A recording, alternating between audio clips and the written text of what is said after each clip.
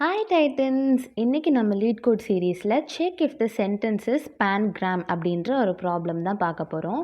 இது நம்ம ஏற்கனவே பார்த்துட்டு இருந்த ப்ராப்ளம்ஸை விடவே ரொம்ப ரொம்ப ஈஸின்னு தான் நான் சொல்லுவேன். ஸோ என்னன்னு புரிஞ்சுக்கலாம் ஃபஸ்ட்டு கொஸ்டினில் என்ன கேட்டிருக்காங்கன்னு. அ pangram is a sentence where every letter of the English alphabet appears at least once. இப்போ நம்மக்கிட்ட ஒரு சென்டென்ஸ் கொடுத்துருக்காங்கன்னு வச்சுக்கோங்க. எல்லாமே வந்து லோவர் கேஸில் தான் இருக்கும் அப்படின்ட்டு ஏற்கனவே சொல்லிட்டாங்க.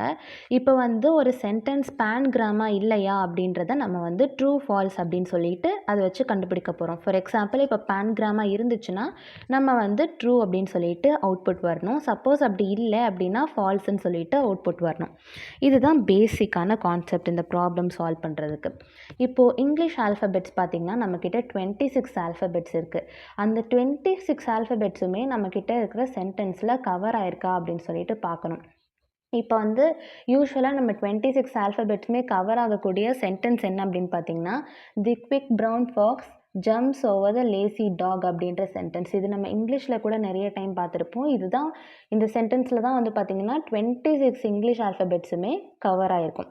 ஸோ இது வந்து இந்த மாதிரி ஒரு இன்புட் கொடுக்குறாங்க. அந்த இன்புட்டில் வந்து 26 ஆல்ஃபபெட்ஸுமே இருக்குது அப்படின்றப்போ ட்ரூன்னு வரணும்.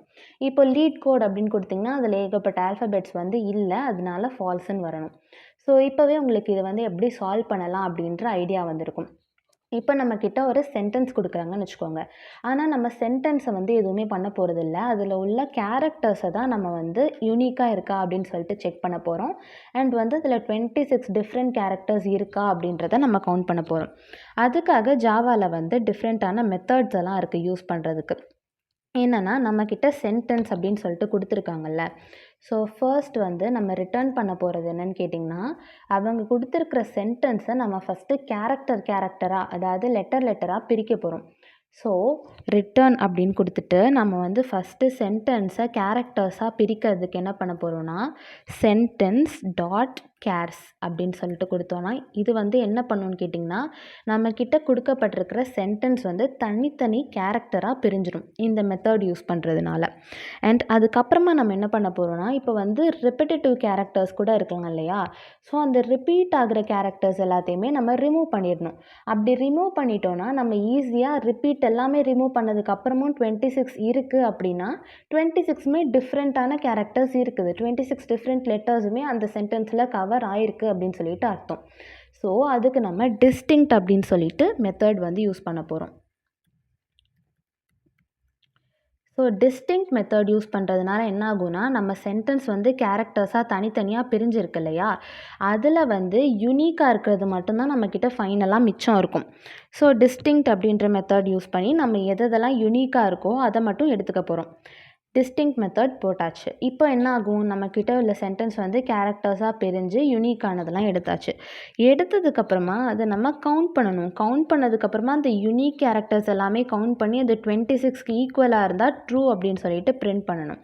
நம்ம ஏற்கனவே வந்து பூலியன் அப்படின்ற ஃபங்க்ஷன் அதை பற்றியெல்லாம் பார்க்கும்போது வந்து பார்த்திங்கன்னா சொல்லியிருப்போம் தட் நம்ம கவுண்ட் அப்படின்னு கொடுத்துட்டு அதுக்கப்புறமா ஈக்குவல் டு அப்படின்னு சொல்லிட்டு நமக்கு என்ன வேல்யூ வேணுமோ அதை கொடுத்துருவோம். அண்ட் சப்போஸ் இது ட்ரூவாக இருக்குது அப்படின்றப்போ ட்ரூன்னு பிரிண்ட் ஆகும், அப்படி இல்லாட்டினா ஃபால்ஸுன்னு பிரிண்ட் ஆகுன்றது நமக்கு தெரியும் இல்லையா. ஸோ கவுண்ட்டுன்னு சொல்லிட்டு நான் என்னோடய மெத்தட் போட்டேன். இந்த மெத்தட் வந்து என்ன பண்ணுன்னா கவுண்ட் பண்ணும். ஸோ கவுண்ட் பண்ணிவிட்டு ஃபைனலாக என்ன ரிசல்ட் வருது அப்படின்னு சொல்லிட்டு இந்த லெஃப்ட் ஹேண்ட் சைடு வந்து ஒரு ரிசல்ட் வரும். ரைட் ஹேண்ட் சைடு வந்து 26 தான் நமக்கு வேணும். விச் மீன்ஸ் தட் 26 யூனிக்கான கேரக்டர்ஸ் இருந்துச்சுன்னா தான் அது பேன்கிராம் இல்லையா. ஸோ 26ன்ற ரிசல்ட் வந்து நமக்கு வேணும். இப்போ இந்த லெஃப்ட் ஹேண்ட் சைடும் ரைட் ஹேண்ட் சைடும் ஈக்குவலாக இருந்துச்சு அப்படின்னா ட்ரூன்னு வரும். சப்போஸிங் அது ஈக்குவலாக இல்லை அப்படின்னா ஃபால்ஸ் வரும். அதுதான் வந்து நடக்க போகுது. ஸோ ரொம்ப ஈஸி, ஒரே ஒரு லைனில் முடிச்சாச்சு நம்ம கூடையே. இப்போ ரன் கொடுத்தா நம்மளுடைய 2 கேசஸுமே வந்து அக்செப்ட் ஆயிடுச்சு.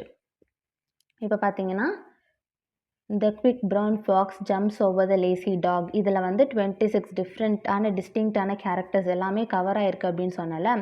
ஸோ வந்து பார்த்திங்கன்னா இது ட்ரூ அப்படின்னு சொல்லிட்டு அக்செப்ட் ஆயிடுச்சு. அண்ட் அதே மாதிரி லீட் கோட் அப்படின்னு கொடுத்தா ஃபால்ஸ் அப்படின்னு சொல்லிட்டு வரும். ஸோ ரொம்ப ரொம்ப சிம்பிள். நம்மளுக்கு இந்த மாதிரியான ஜாவால வந்து சில விஷயங்கள் இருக்கு, மெத்தட்ஸ் எல்லாம் இருக்கு.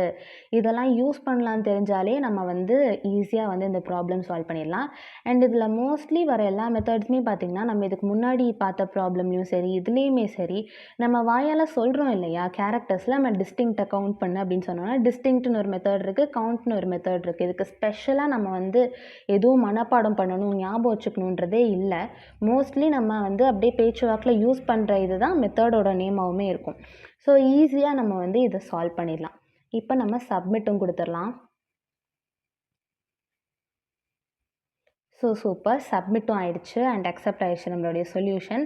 இவ்வளோதான். இது வந்து ரொம்ப ரொம்ப சிம்பிள். இதுவரைக்கும் நம்ம பார்த்ததுலயே நான் வந்து லாஸ்ட் ப்ராப்ளம் தான் 2 லைன்ஸ் ஸோ ரொம்ப சிம்பிள் நெனச்சிட்டு இருந்தேன். பட் இது பார்த்தா அத விட சிம்பிளா இருக்கு.